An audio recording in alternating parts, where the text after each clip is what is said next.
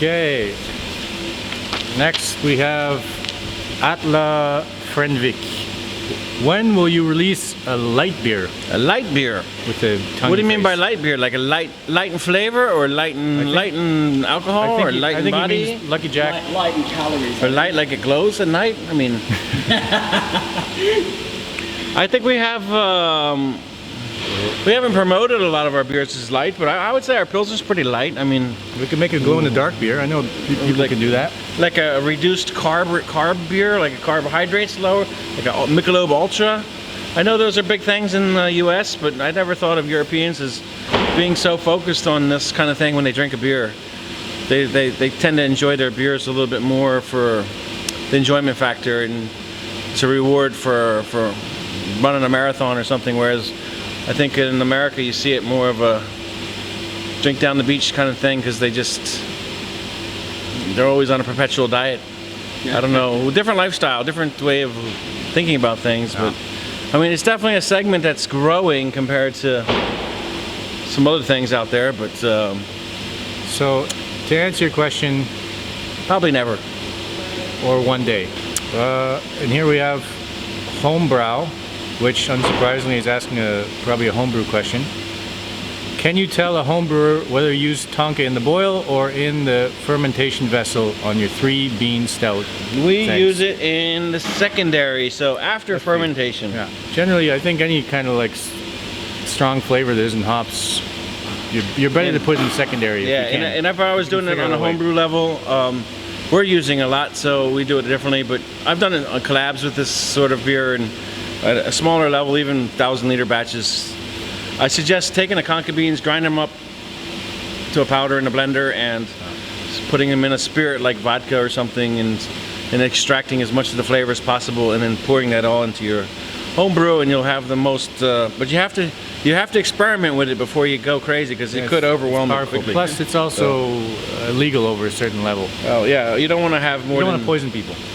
So you don't want to have more than 3 milligrams per hectoliter of coumarin. Or is it 10%? No, 10%, sorry. 10%. 10 milliliters per... Milligrams per hectoliter. Or is that per liter? Per liter, I think. Yeah, per liter. And then you have to remember, a tonka bean on average has 3 milligrams per kilo. So... Of coumarin. Coumarin. Yeah. Which is the stuff that will make your liver start bleeding and your heart to turn into liquid. It's a blood thinner. All right. Where can I get a Lervig cap sent to Australia? Ask Steve Berkey. Hey Steve. I don't know how you can. I guess you can. I don't know where you're located. We have our importer. He's not the most active importer, but when he is, he can. If you can get in touch with him somehow, or if you know someone over there, Moondog guys. You come. I'll be in Beijing at the end of March. If you visit me in Beijing, you can grab one from me there. I brought a lot of merch in November to the Moondog guys in Melbourne. Someone around there's got to have a hat. I gave a lot around. If not, I'll probably make sure the Bucket Boys in Sydney. They seem to be really keen on our beer and every other Scandinavian brand. American guy, really cool, really nice guys. I might make a little box on the next shipment for them, and I don't know, if you get word to us and confirm that you want to get it in Sydney, I might remember to put your name on one. Just ask around, you know.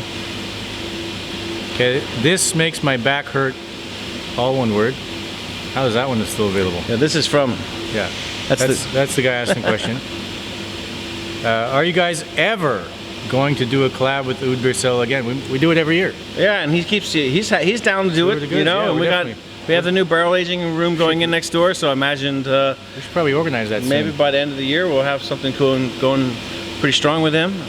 Tour de Gueuse is coming up. Are we doing that? No, it's every other year, so we did it last year. But we've been doing quite a few collabs with Garrett, and most of the collabs involve getting some of his lambic, which is great for us.